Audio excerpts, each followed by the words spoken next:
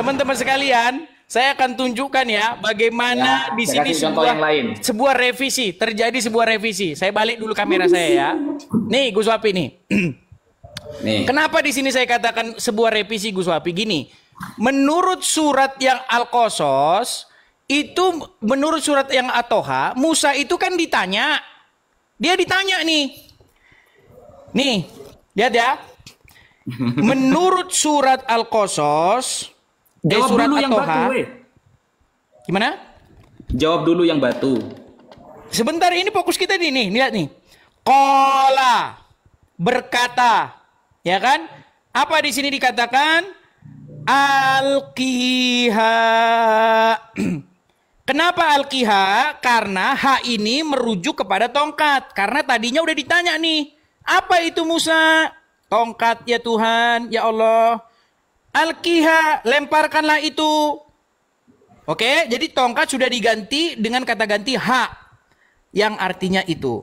Nah, sekarang kita ke surat At-Toha, Al-Qasas 31. Apakah di sini bunyinya alqiha? Di sini bunyinya bukan alqiha. Bunyinya jelas-jelas di sini wa an alqi asok. Asok. Kenapa di sini asok?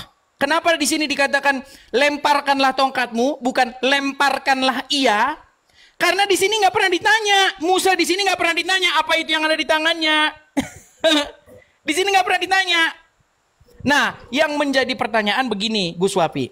Coba, menurut surat Al-Qasas ayat 31, pernahkah Allah bertanya kepada Musa tentang apa yang ada di tangannya? Jawabannya sudah pasti tidak pernah. Makanya perintahnya bukan alqiha, tetapi wa an alqi asok. Wa an alqi asok, lemparkanlah tongkatmu. Kenapa lemparkanlah tongkatmu? Karena Musa tidak pernah ditanya. Tetapi yang di sini bunyinya bukan lemparkanlah tongkatmu, lemparkanlah dia. Kenapa dia? Karena tadinya Musa ditanya tentang apa yang ada di tangannya. Nah, di sini sudah jelas revisi. Direvisi. Ya, jadi jangan jauh-jauh melihat manuskrip masa lalu. Di dalam Al-Quran langsung direvisi. Nah, pertanyaan saya kepada Gus Wapi. Coba, manakah firman Allah kepada Musa? Alqiha, ya, qala alqiha atau wa an alqi asok? Yang mana? Coba, di antara dua ini yang mana? Alqiha atau pertanyaan saya dijawab. Asok? Pertanyaan saya dijawab. Nih, sebenarnya ayat itu kan dijiplak dari sini nih. Lalu sahut Musa, bagaimana jika mereka tidak percaya kepadaku dan tidak mendengarkan perkataanku, melainkan berkata, Tuhan tidak menampakkan diri kepadamu. Tuhan berfirman kepadanya, apakah yang di tangan kanan, apakah yang ada di tanganmu itu? Jawab Musa, tongkat. Jadi Tuhan nanya ini bukan karena dia nggak tahu apa yang ada di tangannya, tahu. Apa itu yang di tanganmu? Tongkat. Firman Tuhan, lemparkanlah itu ke tanah. Dan ketika dilemparkannya ke tanah, maka tongkat itu menjadi ular, sehingga Musa lari meninggalkannya. Tetapi Tuhan berfirman kepadanya, ulurkanlah tanganmu dan peganglah ekornya. Musa mengulurkan tangannya, ditangkapnya ular itu, lalu menjadi tongkat di tangannya. Supaya mereka percaya bahwa Tuhan Allah nenek moyang mereka, Allah Abraham, Ishak dan Yakub telah menampakkan diri kepadamu. Jadi tujuannya adalah untuk membuat tanda mujizat. Nah, di dalam Al-Quran tiba-tiba aja Allah nyuruh lempar-lempar. Ngapain?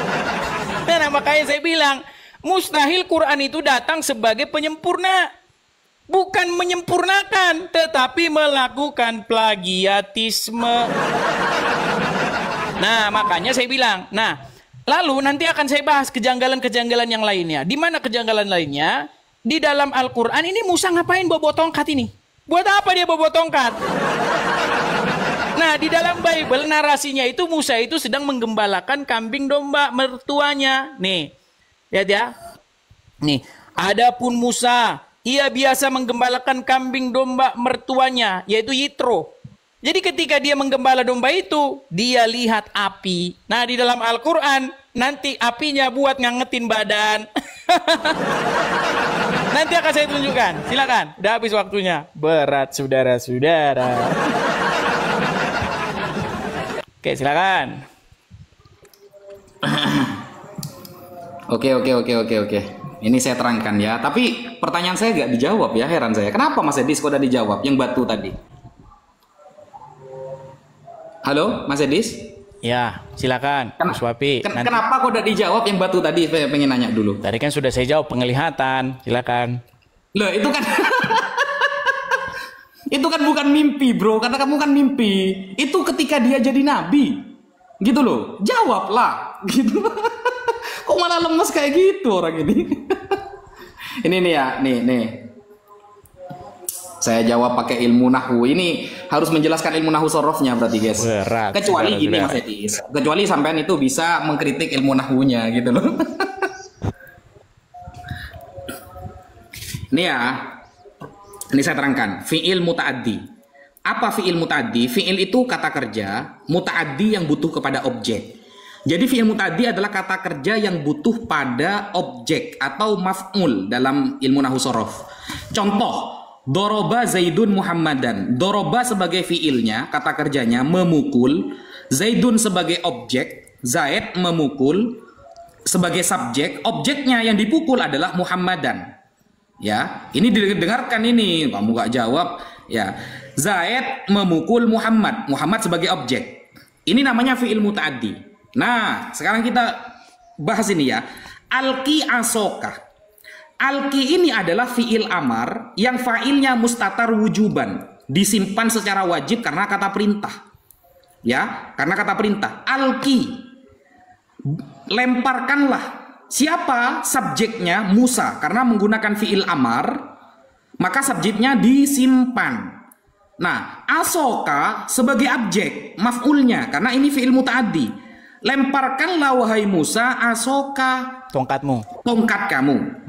Nah, sama dengan ini alqi, alqi fiil amar, ya, alqi fiil amar berarti kata kerja yang menyimpan subjeknya yaitu Musa, ya. Lemparkanlah wahai Musa, maksudnya asoka, betul. Kenapa pakai Lah, kecuali begini Mas Edis, sampai menemukan dalam literatur bahasa Arab tidak boleh ini disebutkan sebagai fa'ilnya, tidak boleh. Sebagai objeknya, maf'ulnya. Nah, baru kamu akan mengatakan, wah ini direvisi. Lah, kenapa alki bukan alkiha? Ya kenapa itu. Makanya saya jelaskan, tunggu dulu, ini waktu saya kan, jangan dipotong, gitu loh. Sampai Anda kalau menemukan di dalam bahasa Arab, fi'il muta'addi wajib menyebutkan maf'ulnya, baru berarti ada revisi nih. Salah nih Al-Quran secara tatanan bahasa Arab. Ternyata penyebutan objek atau diganti dengan isim domir. Isim domir itu ada huwa, ada hu, ada huma. Ini sama saja ini, gak ada bedanya, gak merubah makna ini, bro. Kecuali kamu menemukan ya aturan dalam bahasa Arab, fi'il muta'addi harus menyebutkan objeknya, asok harus begitu. Tidak boleh diganti dengan kata ganti isim domir. Nah, baru keren. Begitu loh. Nah, sudah ya. Itu sebenarnya ilmu nahwu sorof. Gus Wapi nggak nangkep juga. Sebenarnya nangkep apa enggak saya nggak paham ya. Gus Wapi nggak nangkep, sayang. Karena ini saya jelasin lagi. Arab, tunggu dulu, jangan dipotong. Ini waktu saya, bro. Gitu loh. Anda dari tadi motong-motong. Pertanyaan saya dari awal tidak Anda jawab. Ya. Hanya masalah penglihatan. Mana? Batu apa itu dalam penglihatan itu? Gitu loh. Batu apa itu? Coba dijawab. Saya pengen dengar jawaban Anda menggunakan data bahwa penglihatan yang datang kepada Yesaya itu bukan Yesaya tidur, bukan. Itu memang benar-benar melihat. Ya, bukan tidur dia. Itu batu apa? Dari tadi saya nanya nggak dijawab. Hanya cuma seperti itu. Giliran saya harus menjelaskan dengan datanya. Kan nggak imbang kan kalau seperti ini kan. Kalau pertanyaan seperti ini receh, ini bab nahwu sorof ini, fi'il muta'addi ini sudah di luar kepala saya. Cuma karena kamu tidak pernah belajar bahasa Arab, sehingga kamu itu pusing gitu loh. Kok bisa ada kata ganti domir, lalu yang satu menyebutkan objeknya. Nah itulah kegabrulan Mas Edis. Nanti saya akan bertanya, ya, saya akan ada pertanyaan baru. Kalau batu ini kan sudah gak dijawab sama sekali ya. Mas Edis sepertinya sudah menyerah dengan pertanyaan itu. Dia hanya mengatakan ya sudahlah itu penglihatan. Mau gak mau, suka gak suka kamu ya sudahlah itu penglihatan. Gak usah pakai data, gak usah pakai apa. Ya sudah. Itu kita menunjukkan bahwa dari tadi kita menjelaskan pakai data, saudara. Kita pakai data. Mas Edis sama sekali gak pakai apa-apa sama sekali. Ya, kita akan ada pertanyaan baru setelah ini ya. Akan ada pertanyaan baru. Sekian. Makasih Bang, makasih. Waduh. Sangat disayangkan ya, Gus Wapi ini pura-pura nggak nangkep atau gimana? Tolonglah Gus Wapi, janganlah kura-kura dalam perahu pura-pura tidak tahu. Gus Wapi ini. Gus Wapi, dengerin. Lemparkanlah, dengar, lemparkanlah ia. Ia itu merujuk kemana? Saya mana? Sebentar. Lemparkanlah ia. Alkiha. Ia merujuk kemana? Asok. Oke, merujuk ke tongkat atau asok. Betul. Tetapi yang menjadi pertanyaan bukan itu. Yang menjadi pertanyaan begini. Kenapa di dalam Quran surat yang Al-Qasas bukan Al-Kiha? Bukan lemparkanlah ia, tetapi lemparkanlah tongkatmu. Tahu nggak jawabannya apa? Apa bedanya, bro? Karena bedanya ada bedanya. Bedanya, sebentar ini waktu saya. Bedanya, tadinya Allah tuh nanya dia, apa itu yang ada di tangan kananmu wahai Musa? Makanya kalimat perintahnya bukan lemparkanlah tongkatmu, tetapi lemparkanlah dia. Karena tadinya ditanya. Sudah paham? Ya, lanjut aja. Karena kamu ini. Sedangkan yang di versi At-Toha, ya kan? Yang versi Al-Qasas nggak pernah ditanya. Musa itu nggak pernah ditanya. Coba cari kalau ada Musa di situ ditanya. Makanya bunyinya bukan Al-Kiha, tetapi bunyinya lemparkanlah tongkatmu, bukan lemparkanlah dia. Memang kata dia itu memang merujuk ke tongkat. Saya paham, saya tahu Gus Wapi. Tapi kenapa kalimatnya tidak sama? Contoh. Gus Wafi bertemu dengan Edis. Edis nanya sama Gus Wafi. Gus Wafi, apa itu yang di tanganmu? Gus Wafi jawab, HP. Saya bilang, lemparkanlah dia. Nah, lalu ada pertanyaan.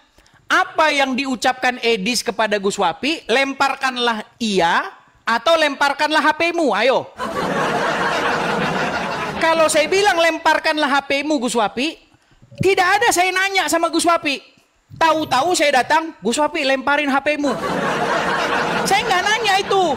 Apa itu yang di tangan kananmu? Nah, saya rasa Anda sudah paham nih. Kalau pura-pura nggak paham lagi, nggak tahu lagi saya. Makanya saya bilang, wa an alqi asok, ya, dan lemparkanlah tongkatmu direvisi oleh surat Toha. Jadi Al-Kiha bukan wa'an Al-Ki asok lagi, sudah berubah. Nah, jadi pertanyaannya sekarang poinnya. Ini poinnya. Mana yang benar? Allah nanya dulu kepada Musa tentang apa yang ada di tangannya, atau nggak pakai nanya, langsung lemparkanlah tongkatmu. Nggak pakai nanya-nanya. Kalau dalam Bible jelas. Tuhan bertanya dulu. Makanya bunyinya bukan lemparkanlah tongkatmu. Di dalam Bible tidak ada bunyinya lemparkanlah tongkatmu, enggak ada.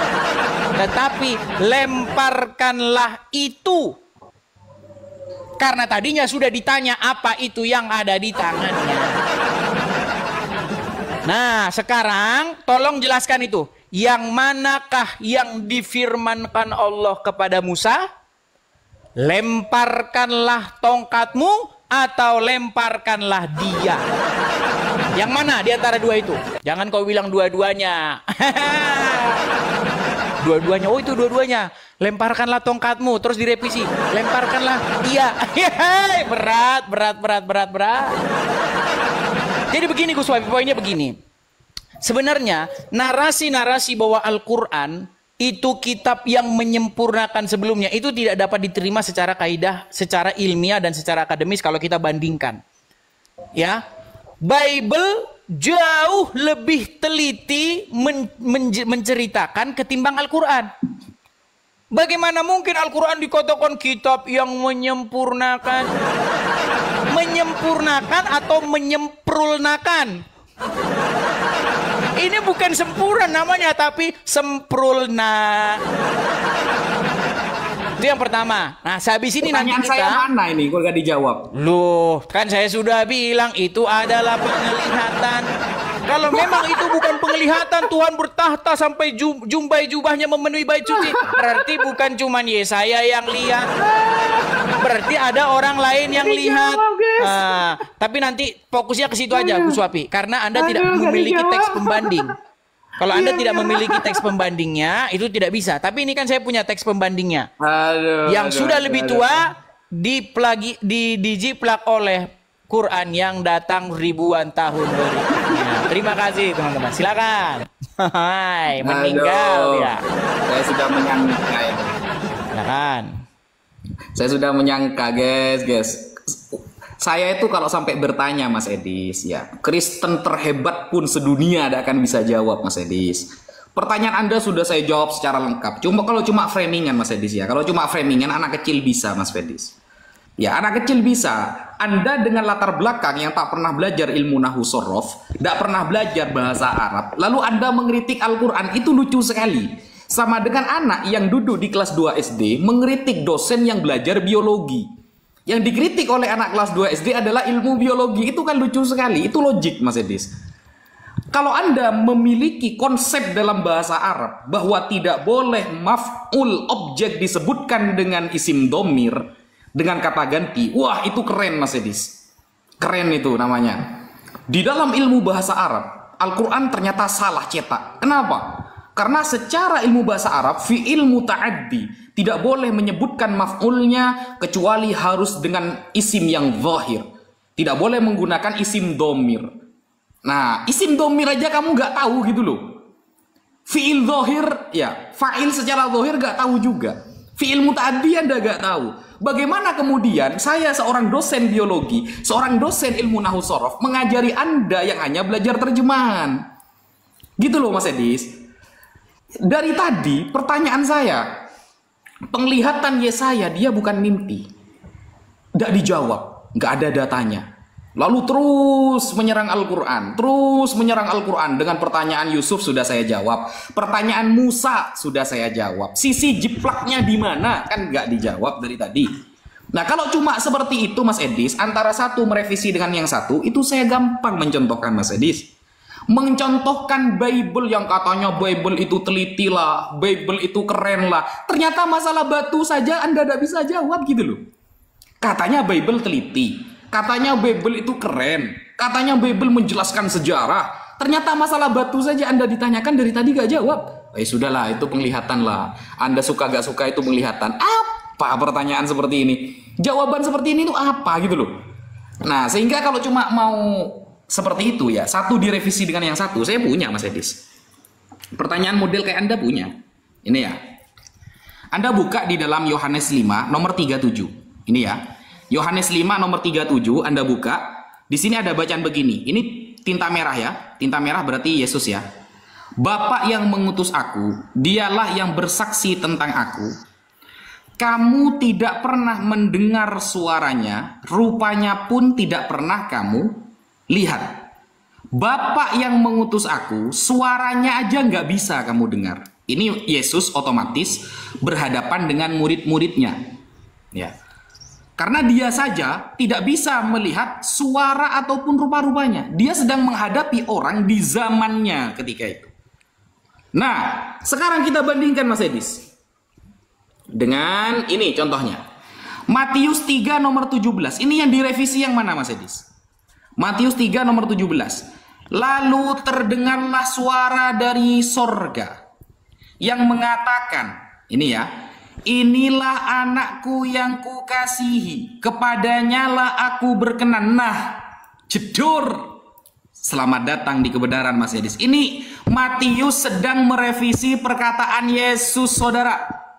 Ya, Matius sedang merevisi perkataan Yesus. Kata Yesus, suaranya tidak mungkin didengar, rupanya tidak mungkin terlihat. Ternyata Matius merevisi. Ini bukan perkataan Yesus, ini perkataan Matius. Lalu terdengarlah suara dari sorga yang mengatakan, inilah anakku yang kukasihi, kepadanya lah aku berkenan. Nah, gimana? Ini mana yang direvisi ini? Yang benar Yesus apa Matius? Kan cuma seperti ini kan pertanyaan Anda kan? Cuma seperti ini, sekelas ini pertanyaan Anda. Coba dijawab tadi ya. Kalau Anda masalah batu tadi Anda sudah tidak bisa menjawab ya. Datanya nggak ada. Sekarang ini pertanyaan saya yang baru. Tolong dijawab, jangan fokus hanya kepada Al-Quran. Al-Quran saya jawab pakai nahu sorof, Anda nggak paham, Anda nggak nyampe pada ilmu itu. Fi'il muta'addi Anda nggak tahu. Isim domir Anda nggak tahu. Sudah saya jelaskan pakai data secara lengkap. Sekarang sampean fokus pertanyaan saya. Yang benar Matius mendengarkan suara Bapa Allah, atau Yesus yang katanya suaranya pun tidak pernah terdengar? Jawab pakai data. Yang direvisi yang mana? Apakah Matius merevisi perkataan Yesus, atau Yesus sendiri yang sedang salah paham? Itu dijawab ya. Saya tunggu jawabannya Mas Edis. Pakai data Mas Edis. Jangan dari tadi, gak ada datanya dari tadi. Gimana Mas Edis ini? Sangat mengecewakan Gus Wapi. Tidak disentuh sama sekali materinya sama dia. Dia tahu. Si Wapi sudah tahu bahwa itu kontradiksi dalam Al-Quran. Waktu saya dong. Jangan panik. Jangan panik begitulah. Ayo jawab. Baik, saya jawab dulu ya. Gus Wapi, yang di dalam Yohanes itu, Yesus bukan bicara kepada murid-murid. Yesus berbicara kepada ahli-ahli Taurat dan orang-orang Farisi yang tidak percaya kepada dia. Aduh, berat. Dibaca dari atas. Makanya baca Bible, ya, jangan seperti baca datanya. Quran yang tiba-tiba ayatnya nongol di tengah. Tahu konteksnya ya, apa? Datanya dibuka. Duh, sebentar, ini waktu saya ini. Waktu saya. Pakai data lah.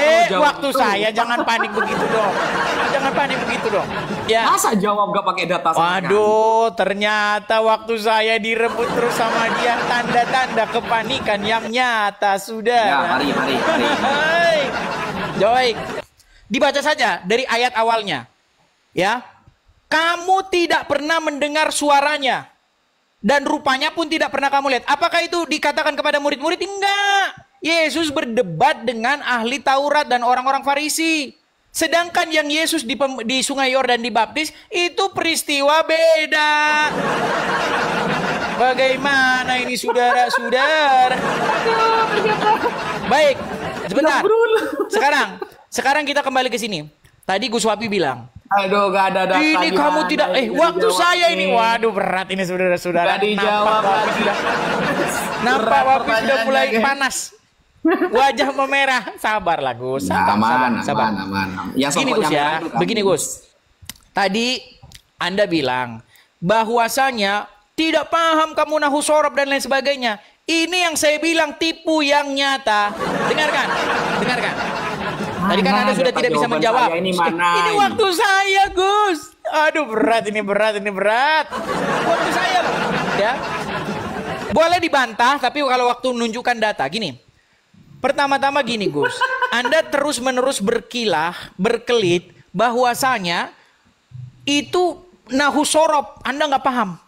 Saya tantang seluruh umat muslim yang ada di bawah kolong langit ini. Ini tantangan, tolong direkam. Dapat dari mana Binyamin adiknya Yusuf dalam Quran? Tadi kita sudah bahas kan? Adiknya Yusuf Binyamin. Ilmu nahu sorob apa yang dipakai supaya kita bisa dapat nama adiknya Yusuf? Dalam Al-Quran nggak ada adiknya Yusuf itu. Mana. Nah, sekarang begini. Enggak, saya cuma menunjukkan ini. Nahu sorob, balagoh, mantek. Itu adalah sebuah daya upaya untuk membohongi kalian. Sekarang saya tanya.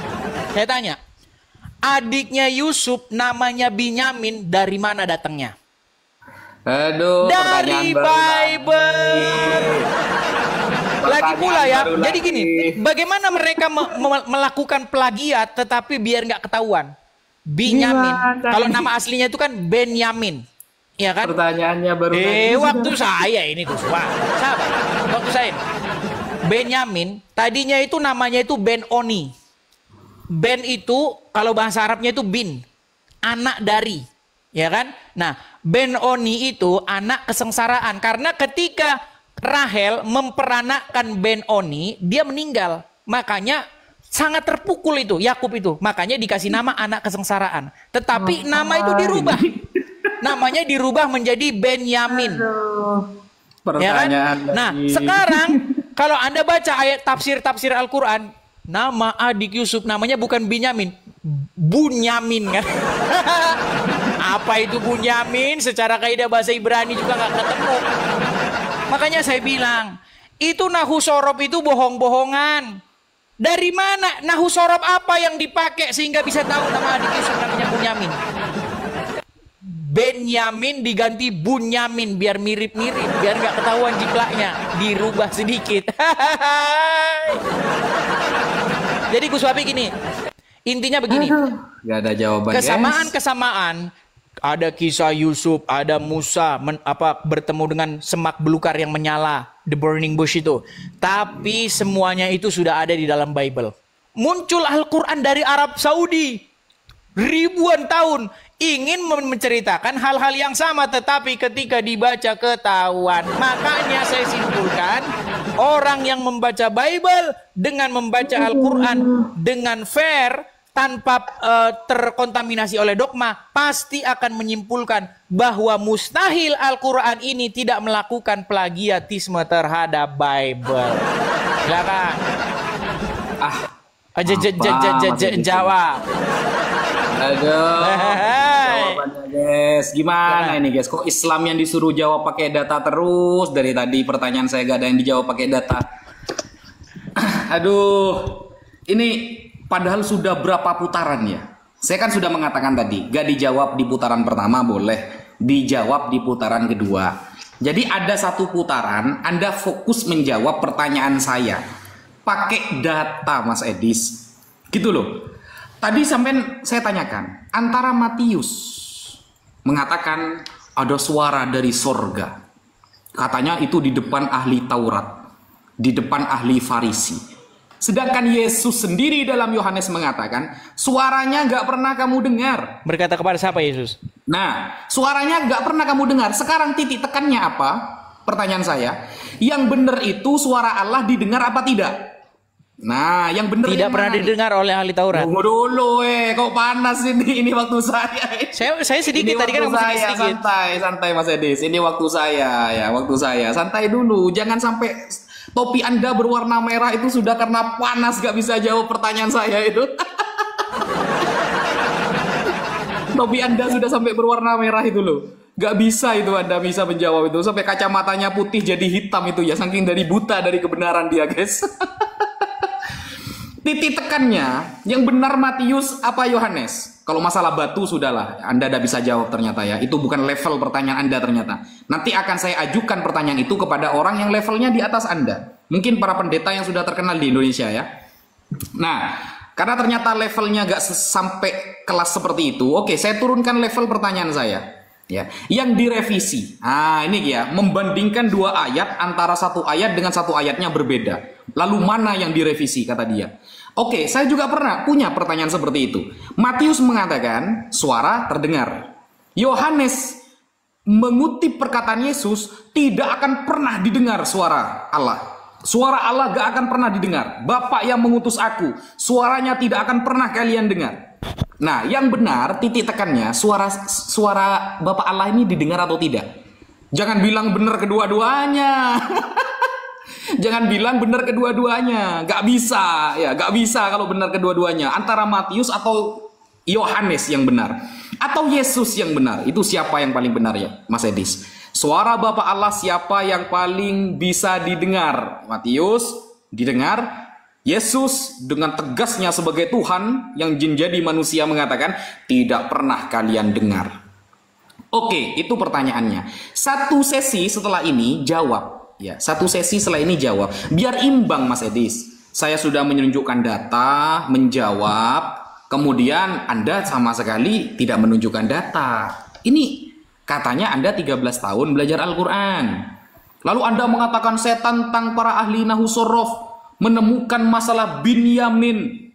Bro, jangan kepada pertanyaan yang baru, selesaikan dulu yang tadi gitu loh. Cece, Ya, kabur. selesaikan dulu yang tadi. Itu pertanyaan remeh. Kabur. Dan Anda ketika bertanya tentang Nahwu Shorof lalu dikaitkan dengan kisah Binyamin, itu nggak nyambung. Nahwu Shorof itu ilmu gramatikal Arab. Binyamin itu masalah sejarah. Dapat dari Nggak mana? nyambung saudara, gitu loh. Binyamin dapat dari Nah, mana? kalau seperti itu nih, saya kasih pertanyaan baru nih, karena sampai nggak ada data sama sekali, nggak apa-apa. Saya tumpukan pertanyaan kepada Anda untuk menunjukkan bahwa Anda sebenarnya nggak paham Bible Anda sendiri. Nih ya. Kejadian 41 nomor 43. Lalu Fir'aun menyuruh menaikkan Yusuf dalam keretanya yang kedua. Sampean cari ya. Saya tantang orang ahli Ibrani dan Yunani sedunia. Saya tantang orang ahli Ibrani dan Yunani sedunia dari kalangan Kristen. Di mana ada lafal Ibrani dan Yunaninya Fir'aun. Ini bohong ini. Bible bohong ini ya. Lalu Fir'aun menyuruh menaikkan Yusuf. Mana? Coba cari di dalam Yunaninya. Ya, cari Kai mana? Gak ada Fir'aunnya. Coba kita buka ya di dalam contohnya Leningrad ya. Leningrad. Coba cari di sini kata Fir'aun yang diterjemah ada Fir'aun di sini. Ibrani Yunaninya yang mana? Buktikan secara gramatikalnya. Kalau gak bisa berarti Bible bohong dalam menerjemah Ibrani dan Yunani. Begitu, dan jawab pakai data. Ya, pertanyaan saya dua berarti ya. Suara Allah didengar atau tidak? Mana yang benar, Matius atau Yohanes? Yang kedua, Kejadian 41 nomor 43, kata Fir'aun dalam Kejadian 43 ini, 41 ayat 43. Di mana kata Fir'aun? Habis. Ya, begitulah ya kualitas muslim. Jadi jangan berharap ada mereka yang berilmu, saudara-saudara. Ya, ada mereka yang berilmu, saudara-saudara. Baik, giliran waktu saya ya, Gus ya. Waktu saya, Gus. Jadi begini, Gus. Saya hampir putus asa, tapi saya masih percaya. Masih percaya saya ada satu orang muslim yang pinter. Masih percaya. Tapi sampai hari ini sudah 13 tahun saya cari belum ketemu. Begini Gus Wafi, dengarkan ya. Namanya terjemah, itu baik terjemahan Bible maupun terjemahan Al-Quran, terkadang ada ayat-ayat tertentu yang memang salah diterjemahkan. Kita akui sama-sama. Nah, salah di dalam terjemahkan, waktu saya ini Gus Wafi. Bukankah ini waktu saya? Saya kasih contoh ya, saya kasih contoh. Tadi kamu mengatakan, mana di sini Firaun? Nggak ada di sini Firaun. Di dalam surat Yusuf, lalu adik Yusuf dalam tanda kurung Bunyamin. Saya tanya, di ayat Quran mana ada Binyamin? Kalau ada saya lompat dari Monas. Gak ada. Namanya terjemahan. Nah, sekarang menjadi pertanyaan. Dapat dari mana Al-Quran Binyamin itu? Tolong Gus Wapi tegas jawab. Dapat dari mana bahwa adiknya Yusuf bernama Binyamin yang dirubah oleh penerjemah Al-Quran jadi Bunyamin, nggak tahu artinya apa. Kalau Benyamin ada artinya, ya kan? Nah sekarang begini, jujurlah Gus Wafi akui bahwa para mufasir atau penerjemah Al-Quran nyolong dari Bible. Ayo aku itu, ya, tolong aku itu Gus Wafi, biar kita enak diskusinya. Nah, Gus Wapi tadi melakukan perbandingan. Ini di dalam Matius. Ketika Yesus dibaptis di sungai Yordan, lalu terdengarlah suara dari surga yang berkata, inilah anakku yang kukasihi, kepadanya lah aku berkenan. Oh, ini suara Bapak didengar ini. Didengar suara Bapak. Tapi di dalam Injil Yohanes pasal yang kelima, saudara, katanya suaranya tidak bisa kamu dengar. Gus Wapi, aduh, makanya saya kecewa bener sama orang Islam ini. Ketika Yesus menyembuhkan mata orang buta yang sejak lahir pada hari Sabat, Yesus ditentang oleh ahli-ahli Taurat dan orang-orang Farisi. Kenapa kamu menyembuhkan bekerja pada hari Sabat? Mereka nggak senang karena Yesus melakukan pekerjaan pada hari Sabat. Lalu Yesus berkata kepada mereka bahwa mereka tidak mengenal Bapaknya Yesus. Bapa yang mengutus aku, kamu tidak kenal.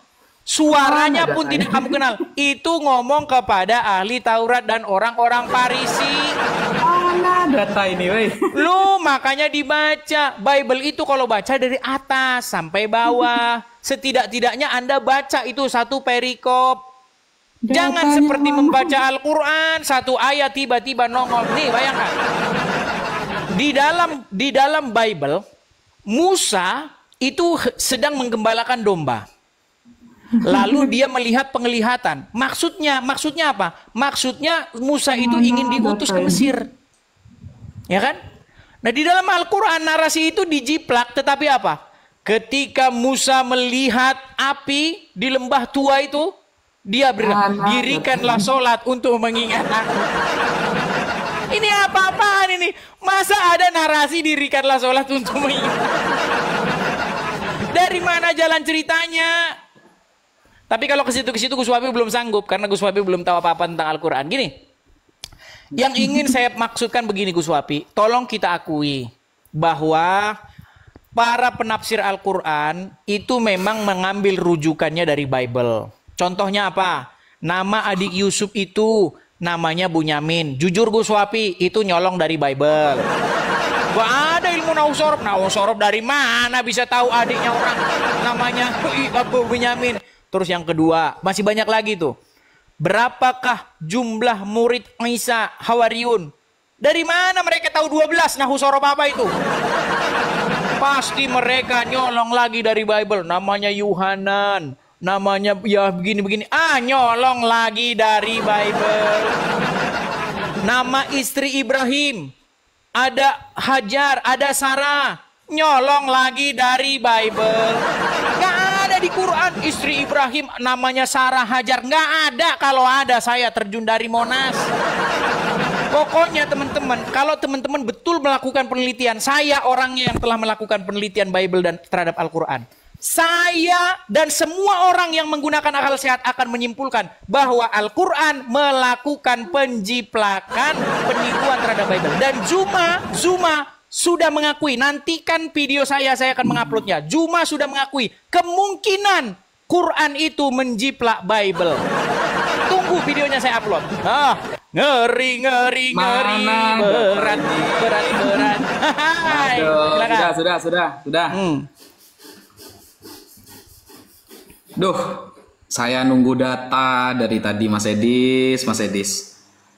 Mana datanya dari tadi Mas Edis? Saya tunggu antara Matius sama Yohanes yang benar yang mana. Kok cuma itu kan narasi Anda? Saya tidak butuh narasi Anda Mas Edis. Karena narasi seperti itu akan nol di pikiran saya kalau tidak dikuatkan dengan sebuah data. Anda mengatakan bahwa kasus di dalam Matius itu arahnya kepada ahli Taurat yang menolak Yesus. Sedangkan kasus di dalam Yohanes itu kepada murid-murid Yesus. Data sehingga mana yang benar? Antara Matius atau Yesus sendiri mendengarkan suara Allah atau tidak mereka itu. Suara Allah bisa didengar atau tidak Mas Edis? Itu intinya yang saya minta datanya. Dari tadi gak ada data Mas Edis.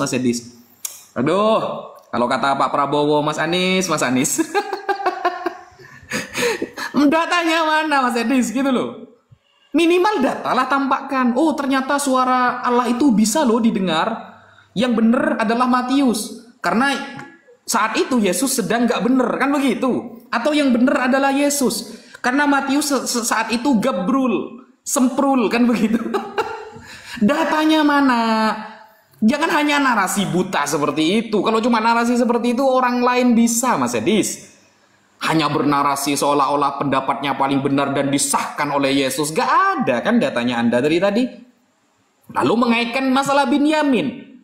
Kalau Anda mau mengaitkan masalah Binyamin, tunjukkan ayatnya. Saya kan mengatakan di awal perdebatan saya mengatakan, Anda ketika mengkritik Al-Quran, tunjukkan dulu ayatnya, lalu bagaimana paham Anda tentang ayat itu. Baru saya luruskan nanti.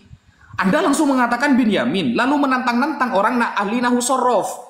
Gak nyambung. Nahu sorof itu gramatikal Arab, sedangkan Binyamin itu nama dalam fakta sejarah. Gak nyambung. Itu namanya bukan nahu sorof, nahu saraf namanya itu.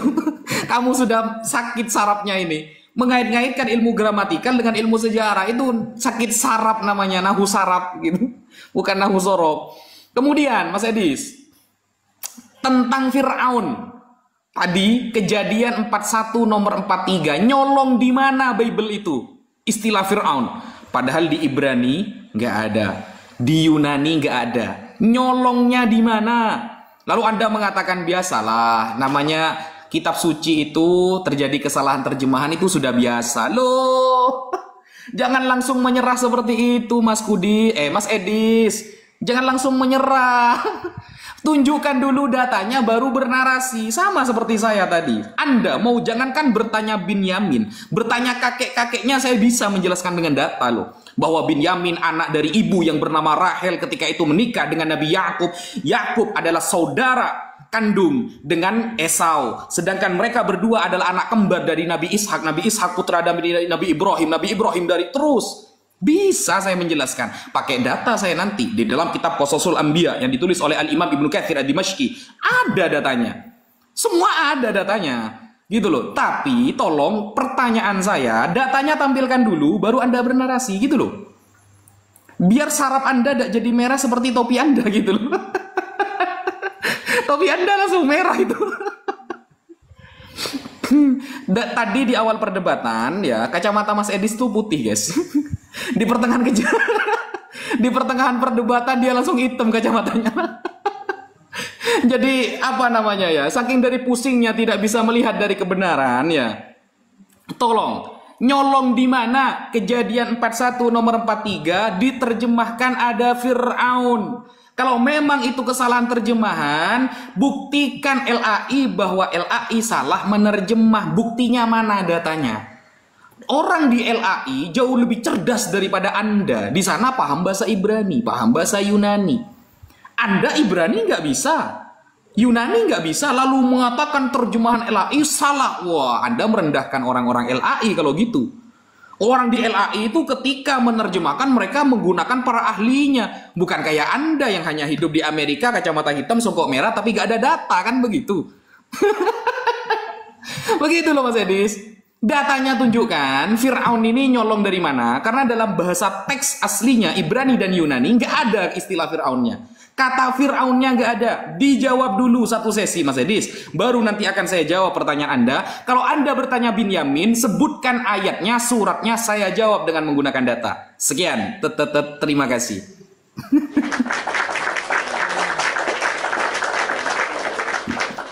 Ayo. Saya jawab dulu dari awal ya. Dari awal dulu. Jadi Gus Wafi, ketika Yesus berkata, kamu tidak mendengar suaranya, apakah itu berbicara bahwa suara Bapa bisa didengar atau tidak? Tidak. Contoh.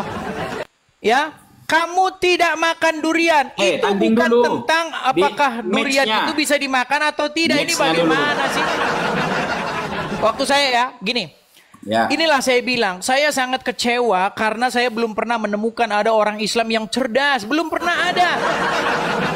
Di situ bunyinya bukan tentang suara Bapa di surga itu bisa didengar atau tidak bisa didengar.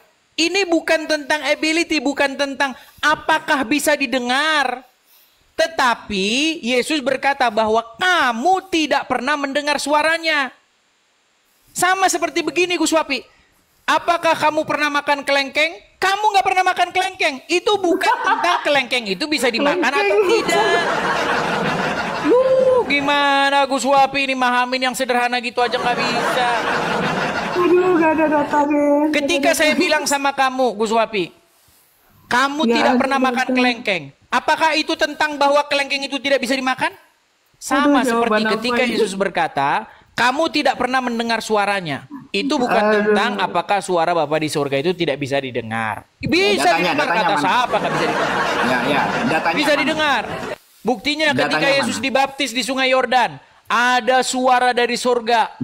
inilah anakku yang kukasihi, kepadanya lah aku berkenan. Itu didengar. Gimana aku suapi? Mana datanya ini? Baik. Lo baca, makanya baca. Nih, di dalam surat Yusuf ayat yang ke-8. Oh, kok minta-minta data? Saya ini bukan debat sama orang yang nggak pernah pegang Quran. Aduh, masa Anda tidak tahu ditunjukkan lagi datanya? Gini, Quran surat Yusuf ayat yang ke-8. Oh, mereka mau datanya. Memang mereka ini harus dibuang-buang waktunya. Saya ini nggak suka buang-buang waktu. Nih, lihat nih. Lihat nih. Ini surat Yusuf ayat yang ke-8. Perhatikan nih. Di dalam terjemahannya dikatakan begini. Ketika mereka berkata, sesungguhnya Yusuf dan saudara kandungnya dalam kurung Bunyamin. Dari mana Bunyamin ini dapat? Pastilah dari ngintip dari Bible. Coba. Seluruh orang Islam, ilmu nahu sorob, balagoh, mantek, ilmu kanuragan, kadikjayaan apa ini dapat dari sini Bunyamin? Coba. Ilmu rawe rontek, ilmu ngerogo sukmo apa ini bisa dapat ini Bunyamin dari sini? Coba jawab dari mana? Jawabannya dari nyolong dari Bible. Sudah pasti karena Bible jelas sekali adik Yusuf itu namanya Benyamin. Nah, kenapa Benyamin? Tadinya itu Ben-Oni, lalu diganti Benyamin. Ini jadi Bunyamin. Apa ini Bun? Tanpa makna. Contoh nama orang Jawa, ya. Nama orang Jawa itu misalnya siapa? Jaka, ya kan? Atau Perjaka. Kalau Perjaka diganti jadi Perjuki apa? Apa Perjuki? Perjuki itu apa? Kalau Perjaka ada artinya, kalau Perjuki tidak ada artinya. Nah ini, kalau Benyamin atau Binyamin itu ada artinya. Kalau Bunyamin, enjiplak tapi melintir-melintir jadi artinya kagak ada. Nah ini, bukan hanya 1, 2 teman-teman. Kalau 1 kalian masih bisa ngeles. Masih banyak lagi data-data. Misalnya Ibrahim dalam Quran. Ya kan, apa arti Ibrahim? Kagak ada. Yang ada itu Abraham. Abraham artinya bapak segala bangsa. Artinya Abraham. Tadinya namanya Abram, dirubah jadi Abraham. Nah, siapa nama istri Abraham? Di dalam Bible jelas ada Sarah, ada Hagar, ada Ketura. Di dalam Al-Quran tidak ada, tapi ada Hajar, ada Siti Hajar, Siti Sarah. Dari mana? Nyolong Bible lagi. Jujur-jujur aja lagu Swapila, nggak usahlah kita tutup-tutupi apa sih?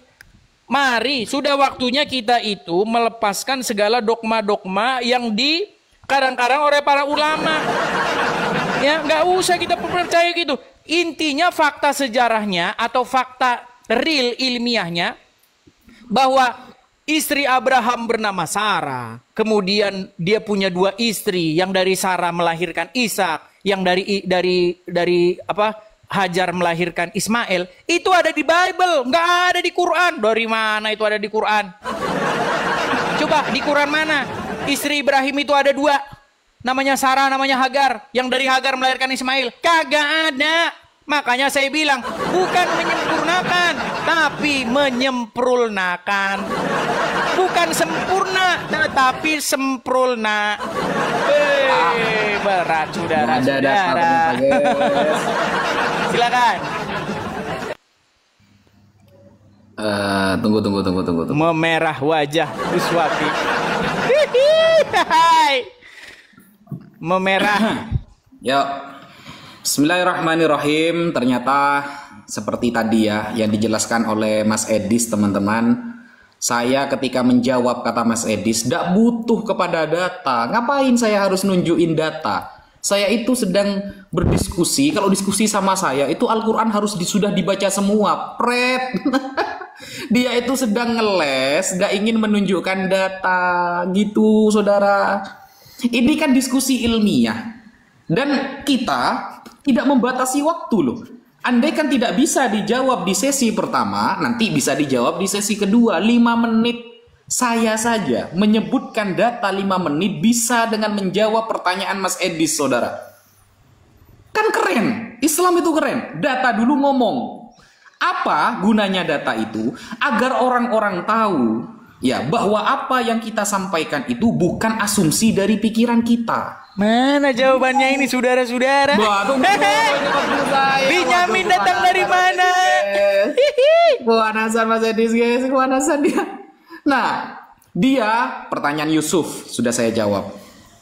Pakai kitab para ulama. Saya tidak menggunakan kitab orang lain, kitab para ulama. Ulama nyolong dari mana? Nah, kemudian ya, yang kedua, pertanyaan Musa, saya jawab dengan ilmu nahwu sorof karena yang ditanyakan gramatikal Arabnya. Ulama nyolong dari mana nih? Tidak butuh saya kitab lain. Nah, ini kan dipotong-potong guys, dipotong-potong guys. Ya, ini ulama dapat Bunyamin gak dijawab. Edis panas guys, karena gak ada data dari tadi. Mas Edis gak ada data sama sekali dari tadi, sehingga dia itu pusing.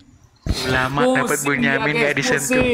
Panik ini ya. Kalau cuma masalah Binyamin, pertanyaan yang nomor 3 ini ya. Pertanyaan nomor 3, Binyamin ini. Saya itu setiap menjawab pertanyaan Mas Edis, pakai data dulu baru bernarasi. Bedakan antara Islam dengan Kristen, saudara ya.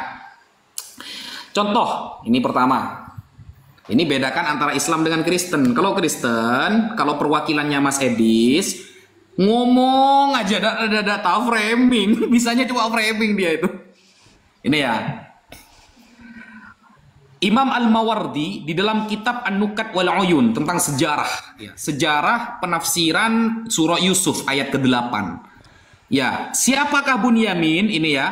Qauluhu azza wa jal, idh qalu la Yusufu wa akhuhu ahabbu ila abina minna. Ketika saudara-saudara Yusuf mengatakan ya bahwa sungguh Yusuf wa akhuhu dan saudaranya ahabbu lebih dicintai ila abina oleh ayah kami minna daripada kita. Wow, keren kalau Islam guys, bisa dimaknai satu persatu Arabnya. Edis pakai Ibrani Yunani mustahil saudara. Bisa Bunyamin dapat dari mana? Waduh, kepanasan dia, mulai motong-motong ya. Sudah gak sehat ini ya. Diskusinya sudah gak sehat, dia sudah mulai motong-motong ini guys. Bunyamin dapat dari mana? Lafal akhuhu, saudara dari Yusuf itu bukan Bunyamin, tapi Binyamin. Semua nafsir para ulama, Binyamin wahuma akhwani li abin wa ummin. Dan keduanya adalah saudara syakik sekandung ayah dan ibu. Tidak butuh kitab orang lain saya untuk menjelaskan. Apa butuh kitab lain? Oke. Dapat dari mana ini itu? ya. Wa kana Yaqub, ini ya. Wa kana Yaqub qad kalifa bihima li mauti ummihima wa zada fil mura'at lahuma. Jadi semakin menambah dijaga oleh Nabi Yakub ketika ibu mereka sudah wafat yang bernama Rahel. Datanya di mana? Di dalam tafsir Fakhruddin Ar-Razi. Di dalam tafsir Fakhruddin Ar-Razi disebutkan ini ya. Nih, falamma tuwfiyat Lia tazawwaja Yaqub ukhtaha. Ketika Lia sudah wafat, Yakub menikahi saudaranya. Siapa? Rahil. Rahil ini fawaladat lahu Binyamin wa Yusuf. Memperanakkan Binyamin dan Yusuf. Nah, jelas datanya. Gak nyolong dari kitab orang Yahudi, saudara. Gak perlu nyolong dari kitab orang Yahudi kalau Islam. Islam itu cukup Al-Quran, perkataan para ulama, hadis dari Nabi sudah cukup. Gak perlu ditempelkan kitab sucinya dengan kitab orang Yahudi. Gak butuh nubuatan Tuhannya, butuh kitabnya orang Yahudi. Gak butuh Al-Quran itu penjelasan dari orang Yahudi. Gak butuh. Sampai kitabnya dicolong, sampai lafal Fir'aun tadi tidak dijawab-jawab sama Mas Edis pakai data. Lafal Fir'aun saja itu nyolong. Bayangkan satu kitab nyolong dari orang Yahudi. Gus Wapi juga tidak nangkap-nangkap. Baik. Aduh, kita akan menjawab ya. Sebentar, saya tampilkan dulu background kita, saudara-saudara ya. Mas Edis akan menjawab pertanyaan saya? Mustahil. Baik, baik. Kita jaga. Nah, ini dia. Oke, baik. Baik, teman-teman ya, seperti saya bilang ya. Mengapa orang Islam begitu lugunya? Seperti seorang gadis desa yang pergi ke kota yang tidak tahu apa-apa. Disuruh masuk ke sini masuk, disuruh ke sana ikut. Gus Wapi, tadi Anda membuka kitab tafsir Fathur Razi, kitab imam ini, imam itu. Saya tanya sekarang, dari mana itu dapat info bahwa ini bernama Rahel, ibunya bernama Benyamin? Dapat info dari mana? Wah, mereka sudah jadi nabi, saudara-saudara. Begitu lugunya kalian bahwa data itu dicolong dari Bible. Saya tanya, tadi Anda membuka kitab tafsir, apa namanya? Fathur Razi atau apa tadi namanya? Siapa satu lagi? Kitab imam ini. Namanya bukan Bunyamin tapi Binyamin. Nih, lihat nih. Lihat, di sini apakah tertulis Binyamin atau Bunyamin? Lihat nih, tertulis Bunyamin. Sebentar, sabar, jangan panik. Lihat nih, perhatikan. Apa ini saudara-saudara? Waduh, terjemahan guys. Bunyamin atau Binyamin? Terjemahan, aduh. Bunyamin atau Binyamin ini? Data kredibel pakai terjemahan lawannya. Bunyamin. Aduh. Ini dari website Islam nih. Dari website Islam nih. Nih, saya balikan ke belakang nih. Aduh, nih loh. datanya pakai terjemahan. Dari website Islam nih loh. Web. Nih, tafsir web.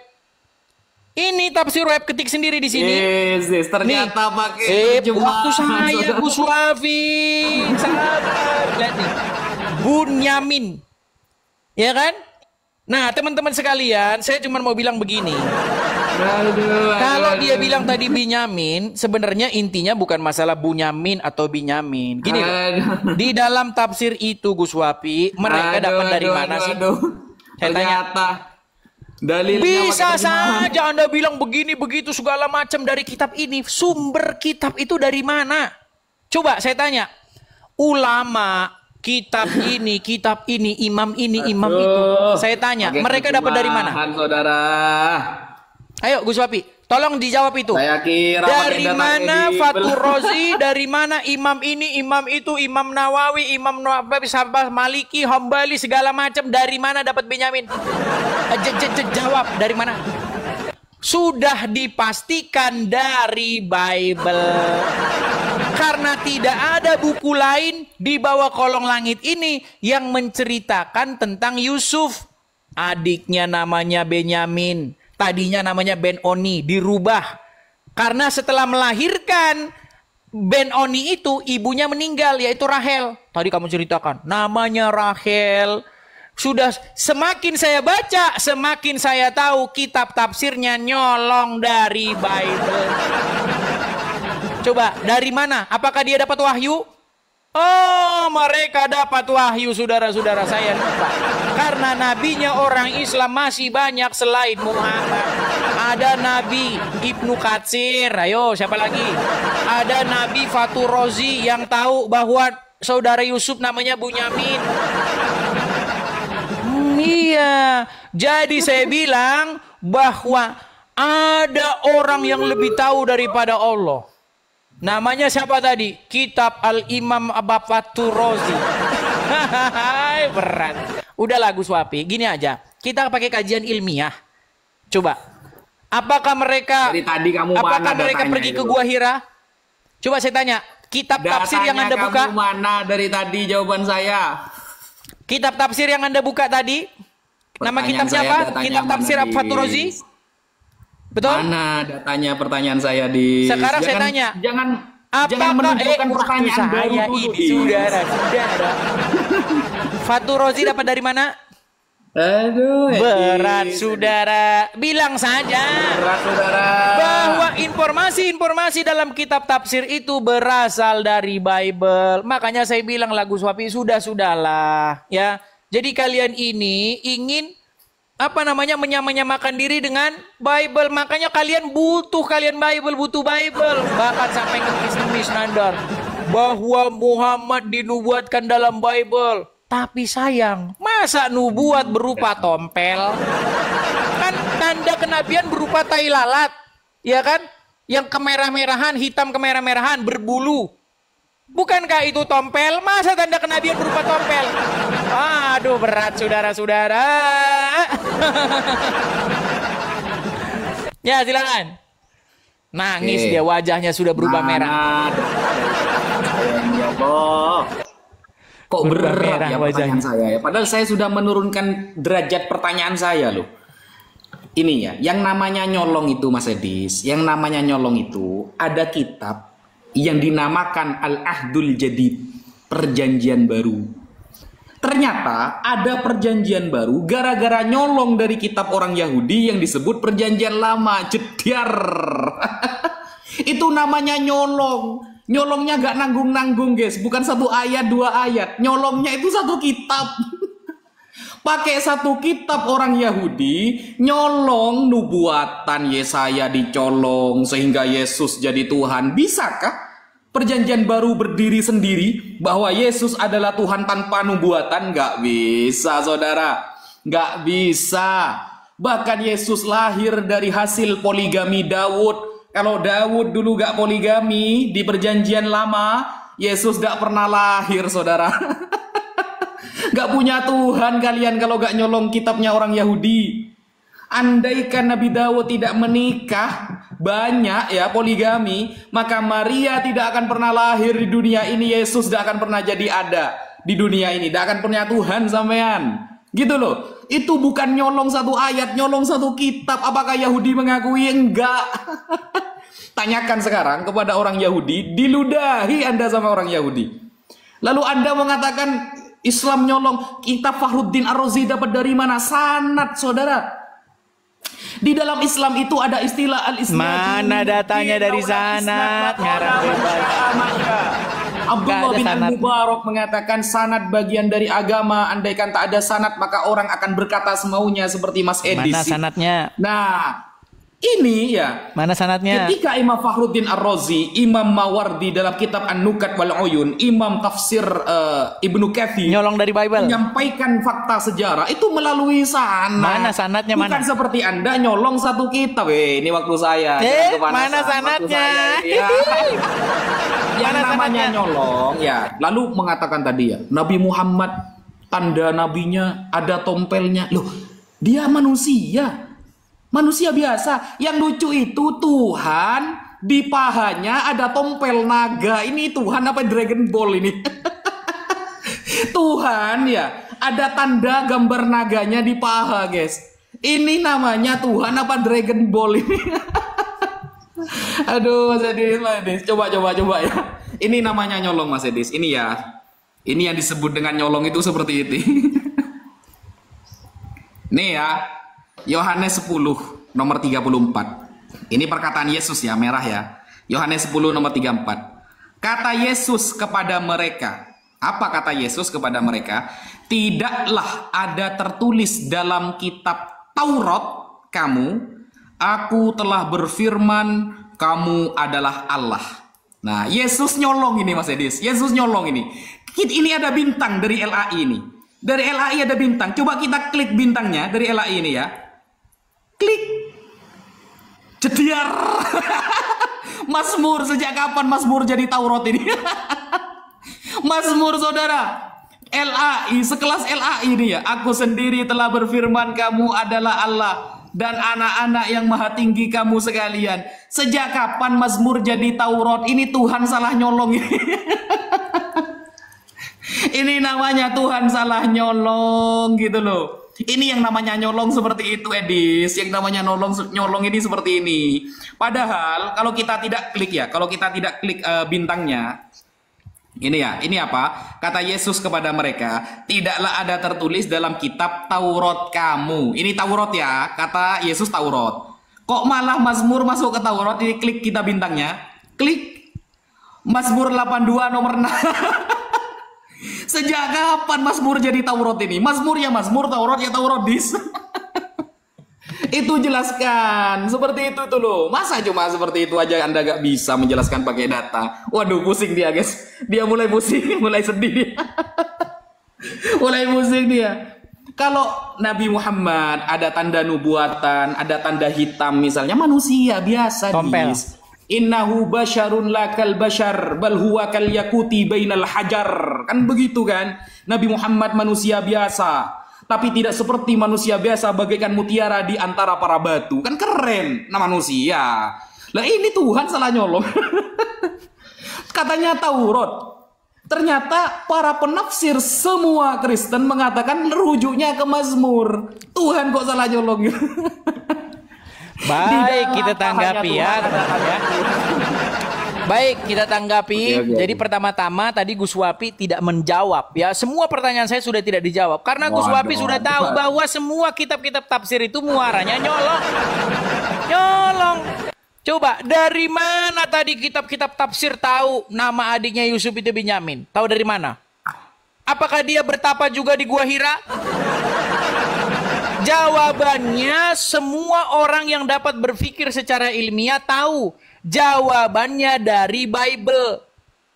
Dari mana para mufasir tahu bahwa istri Ibrahim ada dua. Satu namanya Sarah, satu namanya Hajar. Yang Hajar melahirkan Ismail. Kemudian yang Sarah melahirkan Ishak. Dari mana taunya? Apakah tafsir itu bertapa di Gua Hira jadi nabi? Pertanyaan saya, Dis. Oh, jawabannya dari nyolong Bible.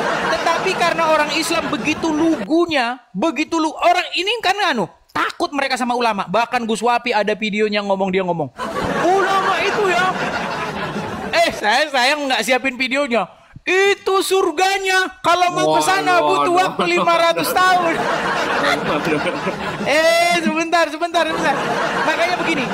Jadi orang Islam itu, teman-teman, mereka itu sudah didoktrin sedemikian rupa. Mereka takut setengah mati sama ulamanya. Jadi kalau ulamanya bohong, mereka tidak tahu. Sekarang saya tanya, dari mana ulama-ulama itu tahu? Coba, dari mana mereka tahu? Pasti dari nyolong Bible. Udahlah ya, sudahlah Gus Wapi, jujur aja lah. Dari sanad dari mana? Sanad dari Hongkong. Nah, sekarang begini, ya kan? Jadi kalau bicara sama orang Islam ini, mereka itu pemahaman kata aja mereka nggak tahu. Apa sih Taurat itu? Orang Islam kalau ditanya Taurat apa, mereka bilang Taurat itu kitab. Bahlul. Taurat itu adalah kata yang dijadikan bahasa Arab, yang bahkan Muhammad sendiri nggak tahu apa itu Taurat. Taurat itu berasal dari bahasa Ibrani. Apa bahasa Ibraninya Taurat? Torah. Apa arti Torah? Torah itu sebenarnya bukan buku. Torah itu artinya secara kata artinya hukum, pengajaran. Loh, gimana? Kalau Torah Musa atau kitab Taurat Musa itu merujuk kepada kitab Kejadian, Keluaran, Ulangan, Bilangan, Ulangan. Itu. Nah, sekarang begini. Sekarang apakah orang Islam tahu apa itu Taurat? Nggak tahu, disangkanya. Justru ya. Al-Quran mengambil kosakata dari luar bahasa Arab. Contoh kosakata yang diambil. Taurat. Coba tanya orang Islam, apa mereka tahu Taurat? Nggak tahu dari mana akar katanya Taurat itu apa. Orang itu bahasa Ibrani. Kemudian Injil. Coba tanya orang Islam, tahu nggak Injil itu apa? Pusing palanya. Injil itu kata yang diarabkan. Berasal dari bahasa Yunani. Dari dua kata. Eu dan Angelion, artinya kabar baik atau berita sukacita. Jadi misalnya begini. Oh, Gus Wapi, Anda dapat uang nih. Itu sebenarnya kabar sukacita itu secara kaidah bahasa itu kabar baik, dan kabar baik itu kalau diterjemahkan itu Injil. Tapi itu makna secara etimologi, tapi ada juga makna terminologi. Nah, kata Injil itu merujuk kepada sebuah kabar gembira tentang datangnya Yesus. Makanya Injil Matius itu, inilah awal mula Injil, permulaan Injil, kepermulaan kabar baik. Nah, orang Islam ngambil kata-kata tapi tidak tahu artinya. Seperti kita orang emak-emak tahu kan? Saya lagi OTW katanya. Apa OTW? Nggak tahu OTW. OTW itu kan kependekan dari on the way, ya kan? On the way, lagi di perjalanan. Tapi karena emak-emak ya asal jiplak-jiplak aja. Saya mau OTW kata. Jadi begitu, Al-Quran mengambil bahasa-bahasa lain di dalam bahasa Arab itu disebut sebagai kata-kata yang berasal dari bahasa ajam, ya kan? Bahasa asing. Ada dalam Al-Quran bahasa-bahasa asing yang orang Arab sendiri nggak tahu apa artinya. Jadi kitab Taurat kamu itu bukan merujuk kepada Musa, pengajaran maksudnya. Aduh, Gus Wafi. Oke, satu ronde lagi. Besok kursus lagi Gus Wafi, kursus. Ini penutupan ya. Oke, silakan. Penutupan ya. Oke, bismillahirrahmanirrahim. Nggak bawa data, nggak bawa apa, Mas Edi sini. Gini loh, nih ya. Arti kata Taurat aja nggak paham dia, guys. Heran saya. Kok bisa Kristen sekelas Mas Edis ini nggak bisa paham Taurat? Saya kira cerdas kamu, Mas Edis. Ternyata bahlul. Ini bukan kata saya ya. Ini Alkitab Sabda ini ya. Alkitab Sabda, bukan milik saya ini. Ini milik orang Kristen. Kata Ibrani, Torah, TB sebenarnya berarti pengajaran oleh Allah diterapkan kepada 10 hukum, kemudian pada segala hukum dan peraturan dari Tuhan khususnya pada kelima kitab Musa atau kitab Taurat. Nah, kelima kitab Musa namanya Taurat, gitu loh. Taurat, asal usul kata Torah, Taurat, Alkitab bahasa Indonesia menerjemahkan Torah, Ibrani dan Nomos dalam bahasa Yunani yang masing-masing muncul kira-kira 200 Alkitab 200 kali dengan hukum Taurat, hukum saja atau Taurat saja. Nah, 5 hukum Musa itu Taurat. Nah, sekarang ini Tuhan ini kok salah nyolong gitu loh. Kata Yesus kepada mereka, tidaklah ada tertulis dalam kitab Taurat kamu. Berarti kan berhadapan dengan ahli Taurat nih. Ya, kitab Taurat kamu, aku telah berfirman, kamu adalah Allah. Kita klik, ternyata rujuknya ke Mazmur ini kitabnya Daud, bro. Zabur. Wa ataina Dauda Zabura. Allah memberikan kitab Zabur kepada Nabi Daud. Bukan Taurat itu Musa. Gitu loh. Ini Tuhan kok bisa salah nyolong, ini gimana ini? Tuhan kok bisa salah nyolong ini?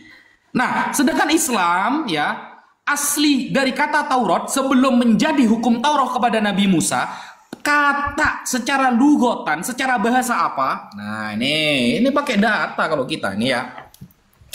Jala'ul Afham bi Syarhi Aqidatil Awam yang ditulis oleh Profesor Dr. As-Sayyid Muhammad bin Alawi Al-Maliki, At-Taurat. Kila ma'khudun min rawaya zandu ay kharaja naruhu fa innaha nurun wa diya. Nurun wa diya, cahaya. Karena asal kata dari kata Taurat kalau kita kaji dalam Ibrani itu adalah cahaya. Gitu loh. Lalu bercahaya itu maksudnya aturan hukum Musa. Ada datanya saya Mas Edis, gitu loh. Ada datanya. Sehingga kalau kita itu mengatakan sesuatu nggak ada data, ya. Kata-kata dulu datanya tahun depan. Itu namanya bukan diskusi Mas Edis, itu cuma framingan dan asumsi. Framingan sama asumsi cuma isinya. Dari tadi beberapa putaran Mas Edis tidak menjawab dengan data yang detail ketika saya bertanya kepada Mas Edis. Saya menggunakan data murni made in Islam. Anda dari tadi apa kitabnya? Apakah kitab perjanjian baru yang Anda pakai?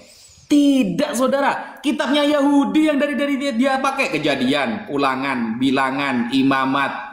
Semuanya kitab Yahudi. Tanpa kitab Yahudi, Yesus tidak akan pernah jadi Tuhan. Tanpa kitab Yahudi, maka Kristen tidak akan pernah datang ke dunia. Tanpa kitab Yahudi, tak ada buatan bagi ketuhanan Yesus. Tanpa kitab Yahudi, tidak ada istilah penebusan dosa dan penebusan-penebusan yang lain. Tanpa kitab Yahudi, Anda tidak akan pernah tahu apa itu namanya dosa waris, apa itu namanya pengorbanan dosa. Tidak ada tanpa kitab Yahudi.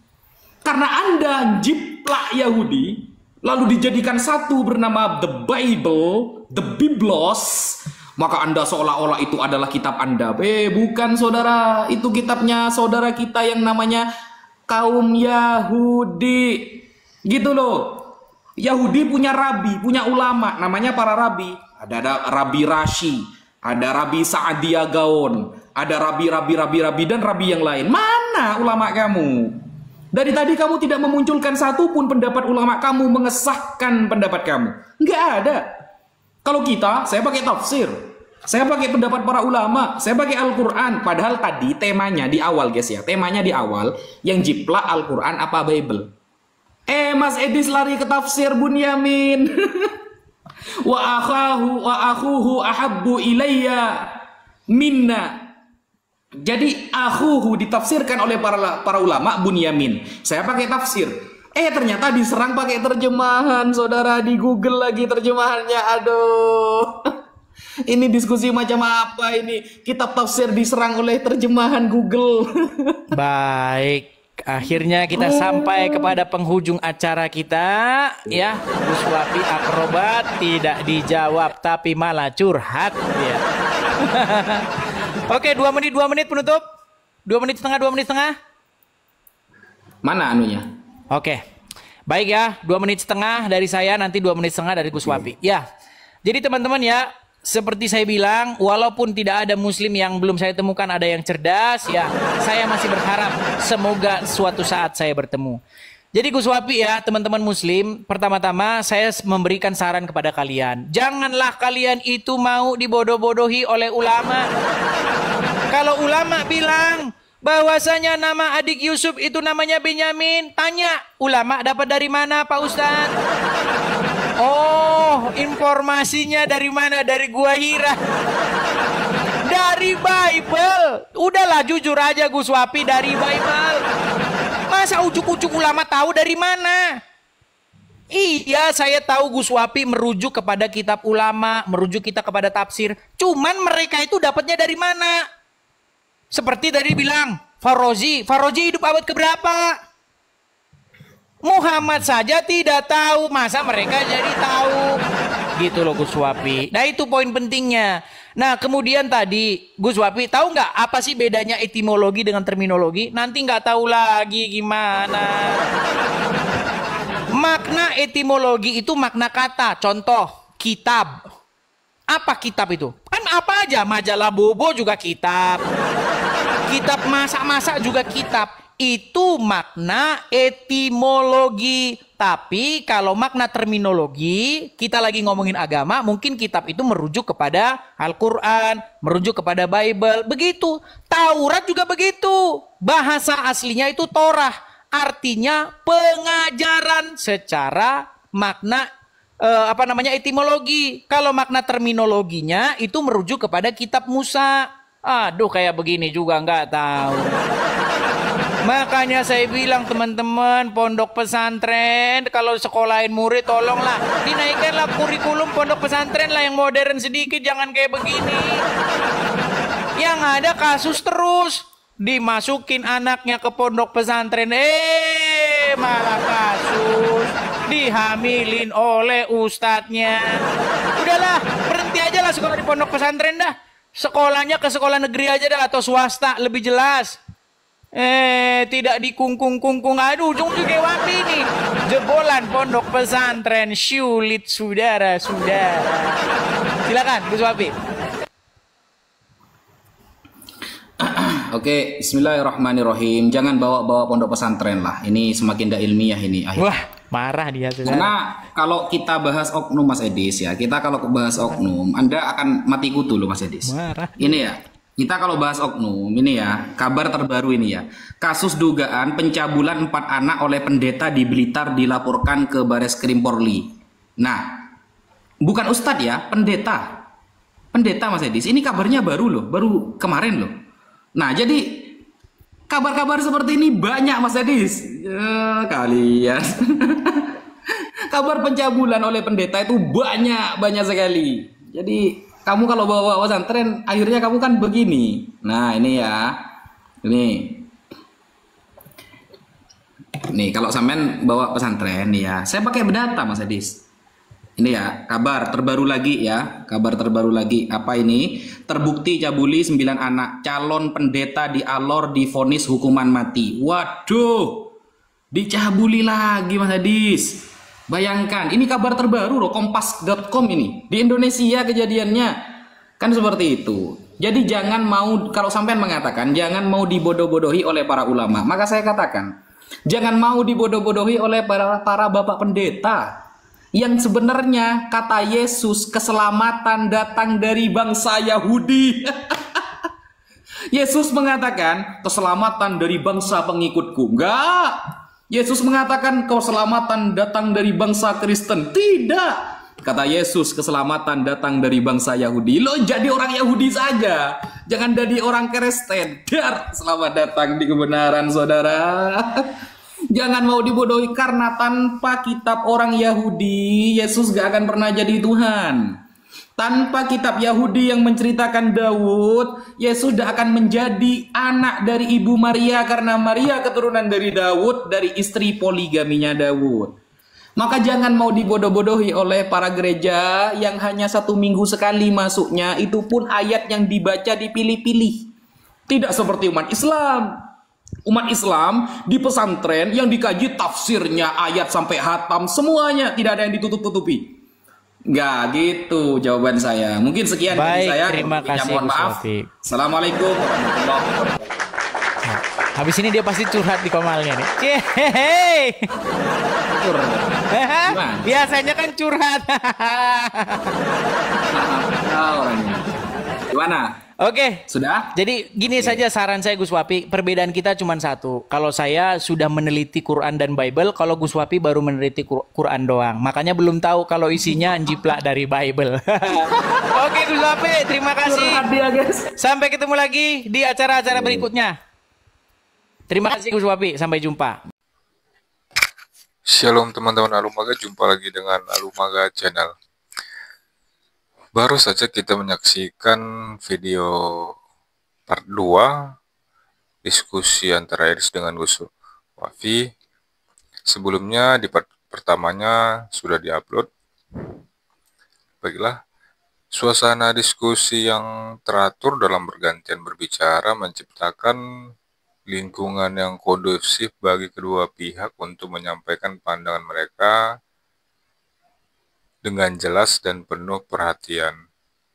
Dalam diskusi yang baik, setiap peserta diberikan kesempatan yang adil untuk berbicara tanpa interupsi yang memungkinkan argumen mereka dipahami secara utuh.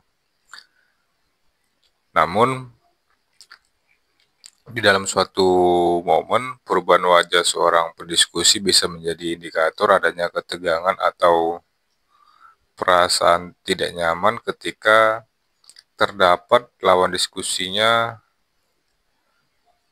ada celah kesalahan dalam data yang mereka atau dia bawakan. Ketika seseorang disangka atau dianggap melakukan kesalahan, terutama dalam konteks debat agama yang seringkali sangat emosional dan sensitif, perubahan ekspresi wajah bisa mencerminkan perasaan seperti kekecewaan, mungkin kebingungan, atau bahkan rasa marah.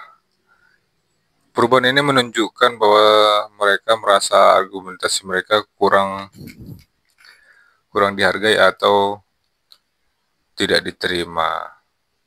Disclaimer, ini hanyalah diskusi, bukan ajang untuk mencari pemenang atau juara. Jadilah penonton yang baik dan bijak. Tuhan Yesus memberkati.